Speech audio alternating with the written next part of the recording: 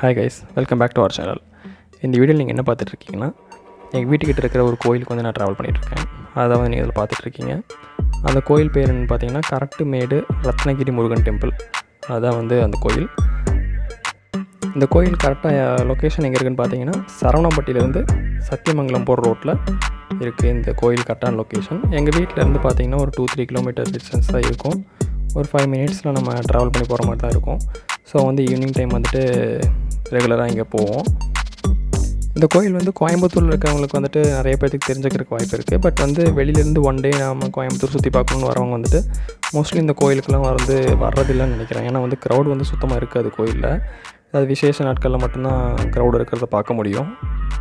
இதோ நேராக தெரியுது இல்லையா, இந்த மலை கோயில் தான் வந்துட்டு கரட்டுமேடு ரத்னகிரி முருகன் கோயில். ரொம்பவே வந்துட்டு அமைதியாக இருக்கும் இந்த கோயில். இப்போ நம்ம வந்து இங்கேருந்து சரவணம்பட்டி டு சத்தியமங்கலம் ரோடு வந்து நம்ம இப்போ ஜாயின் பண்ண போகிறோம். இப்போ இங்கே லெஃப்ட் எடுத்தோம் அப்படின்னா ஒரு 100 ஃபீட் 200 ஃபீட்டில் நமக்கு கோயில் வந்து நமக்கு வந்துடும். இதுதான் சத்தியமங்கலம் மெயின் ரோடு. அன்னூர் அந்த ஏரியாக்கெலாம் வந்து இந்த ரோட்டில் தான் வந்துட்டு போகணும். இப்போ நம்ம கோயில்கிட்ட வந்தாச்சு. இதோ இங்கே நம்ம லெஃப்ட் எடுத்தோம் அப்படின்னா கோயிலுக்கு உள்ளே போயிடலாம். உள்ளுக்குள்ளே பார்க்கிங் வசதியெல்லாம் வந்துட்டு நல்லா நீட்டாகவே இருக்கும். காருக்கு பார்த்திங்கன்னா 10 ருபீஸ் சார்ஜ் பண்ணுவாங்க, பைக்குக்கு பார்த்திங்கன்னா 5 ருபீஸ் சார்ஜ் பண்ணுவாங்க. நல்லா சேஃப்டியாகவே கார் பைக் எல்லாமே நிறுத்திக்கலாம். இதுதான் வந்து பார்க்கிங்கு. கோயிலோட என்ட்ரன்ஸ் வந்து இதுதான்.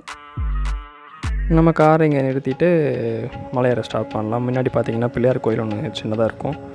அங்கே இருந்து நம்ம மலையை வந்துட்டு ஸ்டார்ட் ஆகிரும். எத்தனை படி இருக்குது அதெல்லாம் எனக்கு கரெக்டாக தெரில. பட் வந்துட்டு ரொம்ப பெருசுலாம் இல்லை, ஓரளவு நார்மலாக தான் இருக்கும். கொஞ்சம் படி தான் இருக்கும். இப்போது வின்டர் முடிஞ்சு சம்மர் ஸ்டார்ட் ஆகிறதுனால கொஞ்சம் வந்து ப்ரௌனாக இருக்குது இந்த மலை. அப்படியே இந்த செடியெலாம்.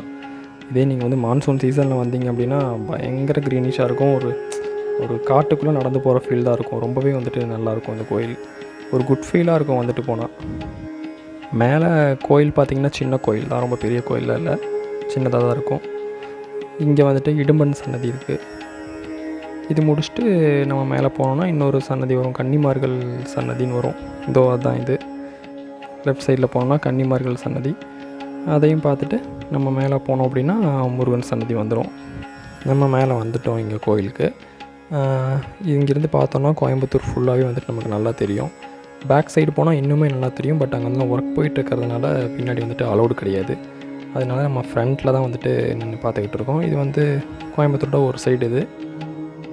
ஸோ அவ்வளோதான் கைஸ், சாமி கும்பிட்டாச்சு. இன்னும் கோயிலுக்கு பின்னாடி இன்னும் கொஞ்சம் இடம் இருக்குது. அங்கே சொன்ன மாதிரி அங்கே வேலை நடக்கிறதுனால வந்து அங்கே அலௌடு கிடையாது. ஓகே, அவ்வளோதான் கைஸ் இந்த விலாகு. இந்த வீடியோ பிடிச்சிருந்துச்சுன்னா மறக்காமல் வந்துட்டு லைக் பண்ணுங்கள், ஷேர் பண்ணுங்கள், கமெண்ட் பண்ணுங்கள். மறக்காமல் நம்ம சேனலை சப்ஸ்கிரைப் பண்ணி சப்போர்ட் பண்ணுங்கள். தேங்க்யூ.